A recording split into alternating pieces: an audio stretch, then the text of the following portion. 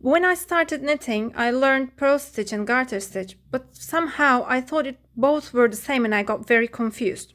So I made this sample so we can compare the two and see the differences. In Purl Stitch, there is not much depth to the pattern and it looks more like a two-dimensional pattern, whereas the Garter Stitch has much more volume.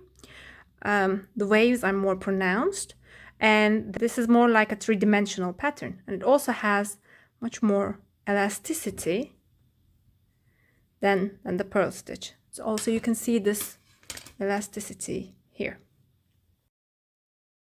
So this is how the edge of Purl Stitch looks, and this is how the edge of Garter Stitch looks. If you don't like how this looks, if you find it unneat, then you can always consider doing an I-cord or something else at the borders.